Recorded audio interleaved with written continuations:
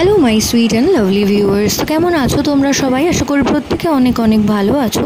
আজকে আমরা চলে এসেছি নতুন আরেকটি ইনফরমেটিভ ভিডিও নিয়ে। তো আজকের ভিডিওতে তোমাদের সাথে কথা বলবো গর্ভাবস্থায় অতিরিক্ত মোবাইল ফোন ব্যবহার করলে কি হয়, মানে গর্ভবতী মায়ের সাথে সাথে গর্ভের সন্তানের কি কি ক্ষতি হতে পারে। তো সেই বিষয়ে আজকের আলোচনার প্রথম থেকে সাথে থাকতে হলে অবশ্যই চ্যানেলটিকে সাবস্ক্রাইব করে রাখতে হবে, কারণ এই ধরনের নানান প্রেগনেন্সি রিলেটেড ভিডিও কিন্তু এই চ্যানেলে আপলোড করা হয়ে থাকে।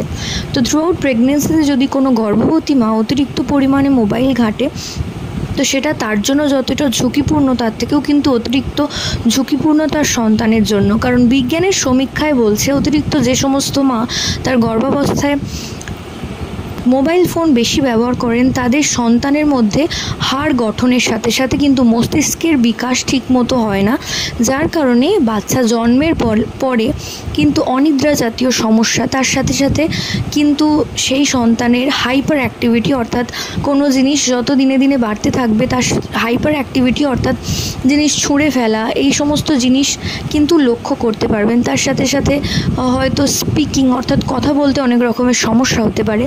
তো গর্ভাবস্থায় যে সমস্ত মা অতিরিক্ত ফোন ব্যবহার করেন এখনই সচেতন হয়ে যান। দয়া করে মুঠোফোনটিকে নেশায় পরিণত করবেন না। অবশ্যই যেহেতু সেটা ব্যবহারের জিনিস এবং তার মধ্যে থেকে অতিরিক্ত পরিমাণে ক্ষতিকারক রশ্মি বেরোয়, এই সময় একটু লিমিটেড বুঝেই কিন্তু মুঠোফোন ব্যবহার করা উচিত। তো অবশ্যই গর্ভাবস্থায় কিন্তু কম পরিমাণে ফোন ঘাঁটাই উচিত। তো আশা করছি ভিডিওটা আপনাদের কাজে আসবে। প্রত্যেকে ভালো থাকুন, সুস্থ থাকুন, সাবধানে থাকুন, এই কামনা করে ভিডিও এখানেই শেষ করছি। নমস্কার।